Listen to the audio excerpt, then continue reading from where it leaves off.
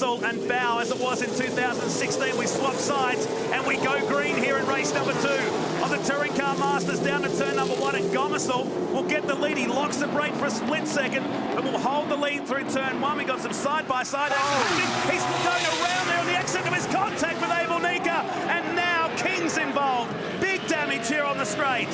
That's an enormous crash. There must be a dozen cars involved. Sven Boykart's in the Porsche. Oh, look at that. It's a wrecking yard. And an expensive one at that. Huge damage to the front of the A9X. A couple of Porsches burning stack in the middle of that. Melinda Price is parked. Andrew Fisher, who started at the back of the field. Oh, man. Huge damage to Abel Nika, who started third. Mark King copped an enormous hit in the Chevy Camaro as well. Race has been red flagged. There's King. We've got Stack in the middle of this. Melinda Price. And we thought that lock-up from Gomersall's car. That's just cold tyres going through. He looped it on his own. As he corrected, it's come back in front of the entire field. And even John Bow caught in this. This is exactly like we saw in race number 3 at Adelaide earlier this year. It's Tony Karamfilowski with big damage. This car was due a freshen up. It's going to happen quicker than before. Sven Boykaert has got a very, very big hit in the left rear corner of the number 90 Porsche. So race suspended. Seen this a few times this year in various categories, haven't we? Fortunately, Jason getting out. But you're right, Matt. He went through turn 1 nicely. Turn 2 had a big slide on the exit, couldn't correct it, and the car just spun in front of the pack. Bow's got big damage. So leading contenders out. Ryan Hansford scored first, but that's probably not the story we need to focus on at the moment. Gomersall out of the car. The Matt Stone prepared Tirana. Creases on his car, same to John Bow. And there's Sven Boykaert's number 90 Porsche against the old pit wall. It's Tony Kay walking along. One of the shortest guys in the paddock against one of the tallest. So here's the start. So keep an eye on Gomersall in the Peter Brock lookalike Tirana on the left of screen, running down into turn 1. So he just grabbed a brake, went in a little bit hot. Now he turns in for turn 2. Watch the car slide. So it slides, takes nowhere to go, and it was the old NASCAR-style chain reaction behind as everyone stacked up. Oh, wow. That 38 Porsche absolutely drilled. Probably the Falcon in front. The luckiest one out of that was probably Rowan Little. Yeah. Pulling to the left-hand side. Here's the view from Ryan Hansford, who went green.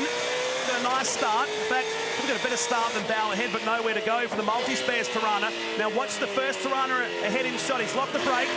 And watch him correct the car through here. This will be a piece of television history right here for Hansford. Oh, man. Oh, he was lucky. He was really lucky to avoid that heads-up driving from Ryan. Well, that shows the initial point of the spin. And it's probably a question of who got through as much as who didn't. There's going to be a lot of walking wounded at the back of that. And just as the field spun, it just all stacked up. Check the green Porsche there. Just going side by side, because he was all good to this point, but everyone stacks up. He tries to get the hole through the middle and finds himself with nowhere to go. And then crunch. A big hit, I think, into Blue Cannon's Ford. Oh, straight into Abel Nika goes Gomersall. Bow got hit twice at the end. King, the big loser out of this. Gomersall's car is going to be very, very messy. The initial hit with Bow wasn't great, but that secondary contact, Matt, with Mark King was enormous. Huge impact.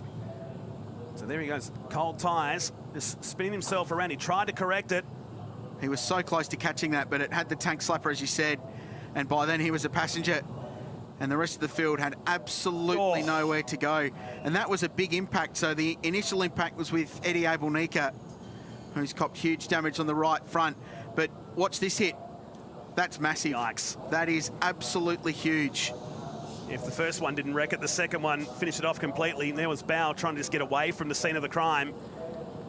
And I don't think there's anything you can do about this. It's not like it's a driver standards issue. It's not a quality of driving problem. It was a mistake, a slide that stacked the field up, and they ran into turn 2 and the old start-finish line here at Winton, and a whole bunch of cars had nowhere to go. Look at Melinda Price pulling the car up on her return to national level motor racing.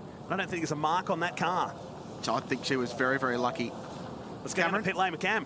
Yeah, guys, a lot going on down here, as I can imagine. He drives a VK Commodore with alloy wheels, with a homemade spoiler made of crappy steel. Pair of floppy dice and all the other toys, but he's not